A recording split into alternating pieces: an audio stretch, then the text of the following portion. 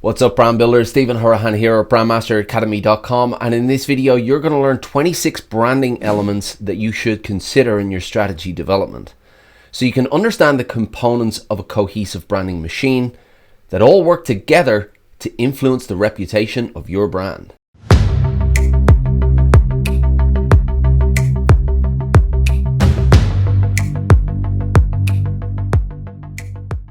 Now, if you're new to the channel and you want to build brands that go beyond the visuals using strategy, psychology, and creative thinking, then you're in the right place.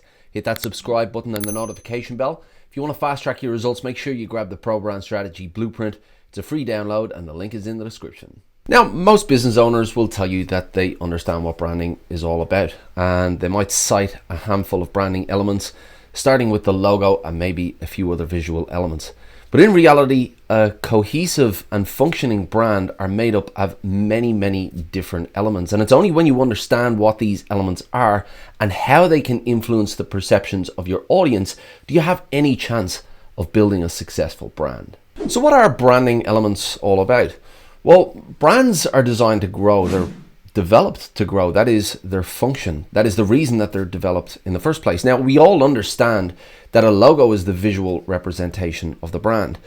And the function that the logo plays within the growth of the brand is to help the brand grow its visual recognition. That's how it contributes to the growth of the brand. But there are many other areas of the brand that helps the brand to grow overall. You have the brand experience, the reputation, the communication, the personality, and the position as well. And within each of these categories, you have a number of different elements that all contribute to the growth of the brand. So let's have a look at all of these categories and all of these 26 elements that contribute to growing a strategic brand. First up are your brand substance elements. Now, your brand substance is the essence behind your brand, and it provides the brand leadership team with an internal compass for making decisions. Now, though many businesses do create these elements and use them as marketing or website copy, their function is actually to provide guidance and direction for internal decision making. So first up, we have brand purpose. Number one, brand purpose. So the brand purpose is the reason that the brand exists beyond the business function. Now, which of course is generating revenue. That's the business function, and ultimately a profit. That's what the business wants to do. But defining the purpose of the brand provides meaning to the work of the business and the broader contribution that the brand makes to its audience and the wider world. Number two is brand vision. Now, the brand vision is the image of the future brand and what the brand will look like in the coming years, and what impact it will have on its audience and its industry as well. The vision is the North Star of the brand, and it provides clear direction as to where the brand is going and what it intends to become. Number three is brand mission. Now, the brand mission is the commitment that the brand makes to achieve its vision for the future. Now, every brand is built on a reputation, and the reputation it builds becomes what the brand is known for.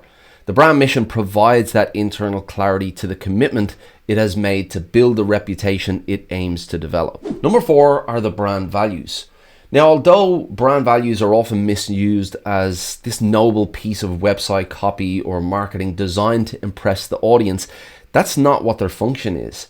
Just as people have internal values, they're developed to act as a guiding compass for the decisions and the actions based on what we hold dear. And for a brand, that is the way they do business. Brand values, therefore, guides the way the brand behaves in the market. The next category are the brand positioning elements. Now, these positioning elements provide the key components that form the position of the brand.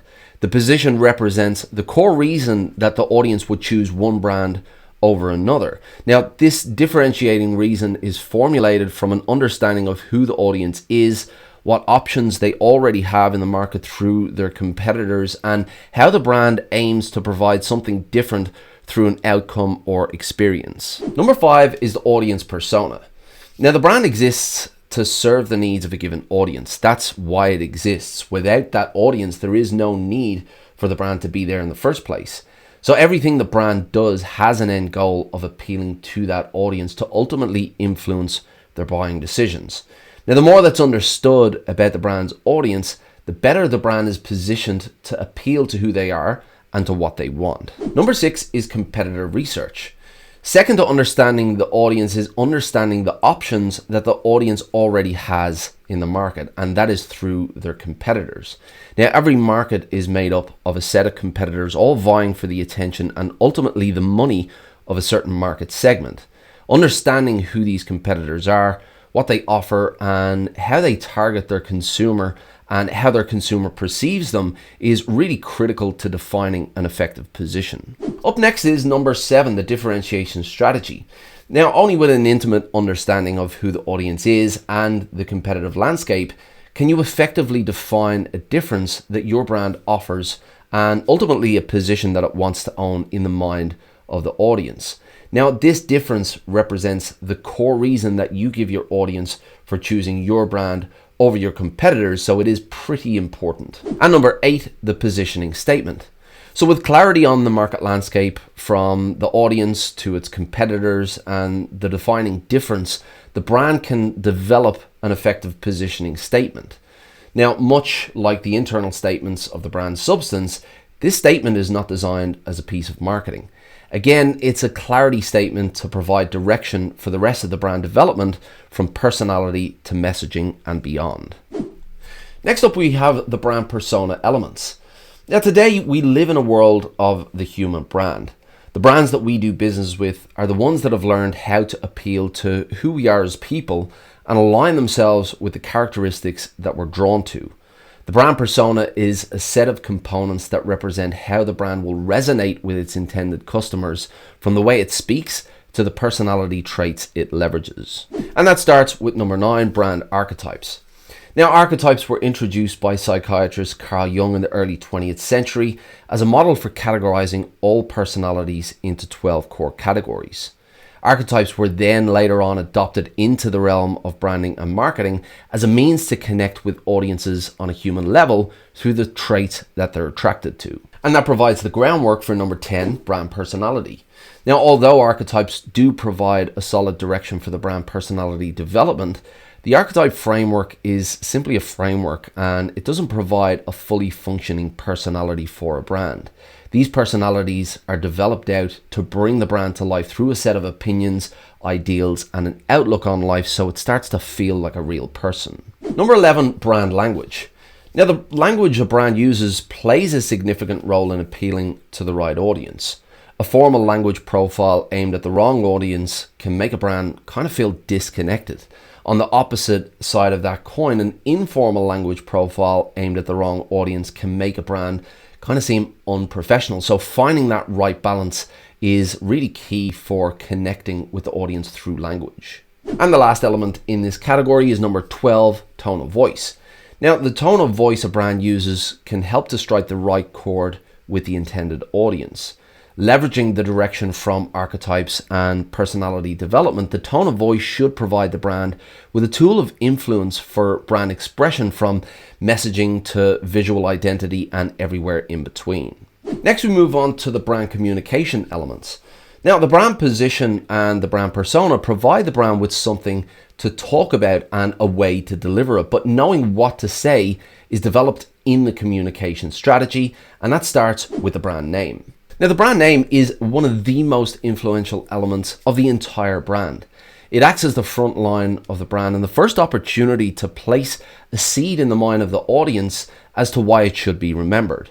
The primary role of the name is to be remembered, so only when it's memorable can it perform its secondary role, which is to align the brand with the position that it tends to own. And number 14, the tagline. Now, the tagline can become one of the most memorable elements of the entire brand. If you think about Nike, that tagline, "Just do it," just stays in the mind. It's as memorable as the Nike logo itself.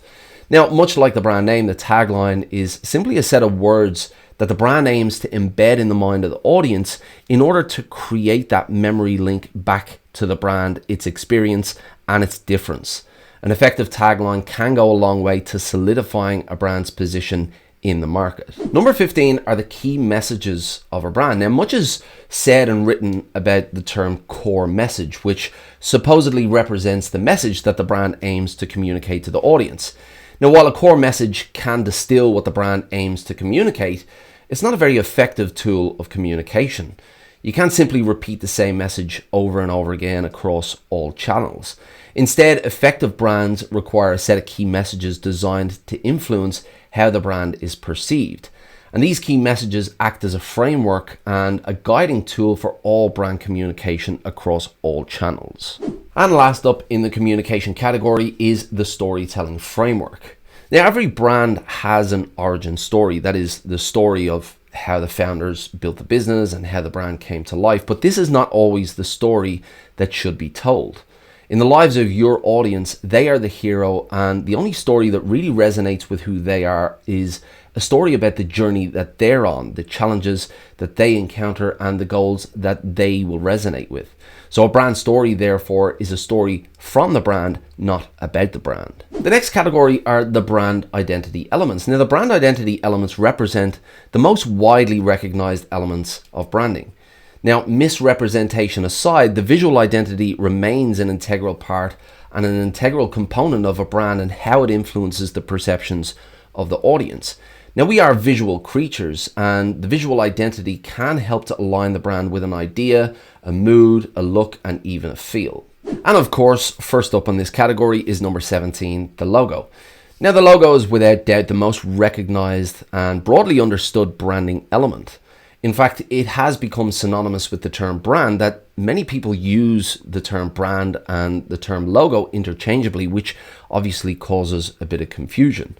Now, much like the brand name and the tagline, the logo represents a significant opportunity to plant a seed in the mind of the audience and sear the brand image into their memory. Now, number 18, typography also plays a very important role here. Typography represents a major influence in the overall brand identity and the image that it creates.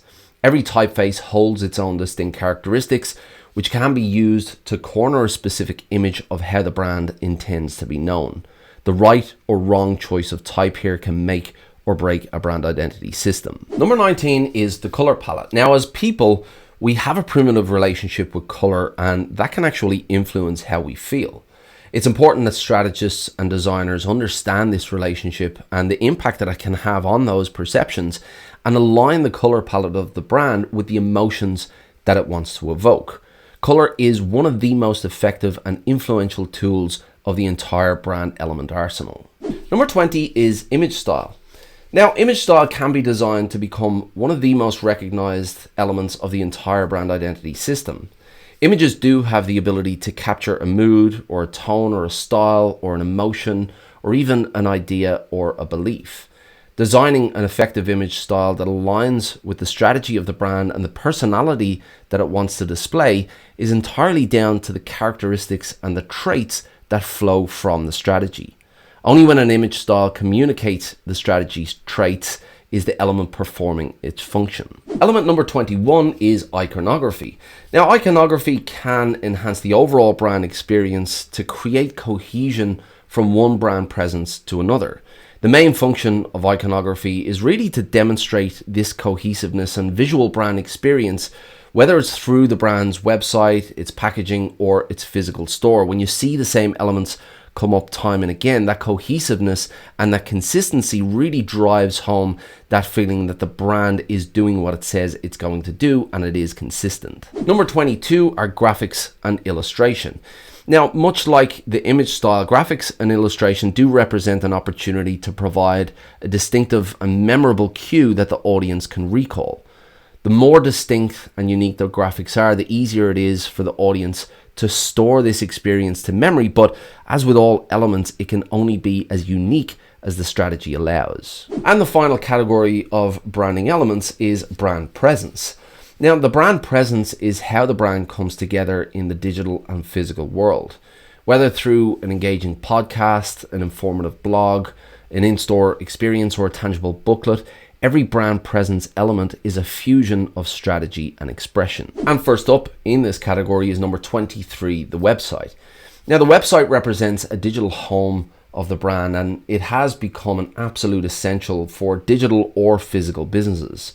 The design of the website, from the visual interface to the functioning user experience, is often the front lines of the brand and where the audience gets the first opportunity to understand how the brand fits into their lives. An effective website should provide enough information for the audience to understand and enough incentive for the user to take action. Number 24 are your social channels. Now, this is a social world, and social channels have become a tool for modern brand expression. Branded social channels shouldn't just look and feel like the brand, they should also sound like the brand as well. Without a doubt, branded social channels are one of the most effective ways for brands to demonstrate their personality, to raise brand awareness, and to distribute content as well. Number 25 is content and advertisements. Now, knowing who the audience is provides a brand with insights to make strategic marketing decisions for the placement of messages in the market. Now, whether through branded content, helping the audience to understand, to choose, or to overcome a challenge, or placing an advertisement to invite them to take some kind of action, these strategic messages are what will help to make connections and to raise awareness for the brand. And number 26, we have the physical store. Now, though many modern businesses live online today, physical stores represent a unique, tangible experience that's kind of being lost, and it can be used as an edge in the marketplace, certainly if there's thought put into the experience from start to finish. Brands that have the advantage of physical traffic and the expense of a physical store had better be making the most of their tangible environment by creating an experience that's aligned with the intended position of the brand. Now, I've said it before and I'll say it again. Successful brands don't just happen. They don't just happen by chance or luck. Successful brands happen because there are a number of elements working together as a cohesive system, all attempting to influence the mind of the audience, all of which come together to provide that brand experience.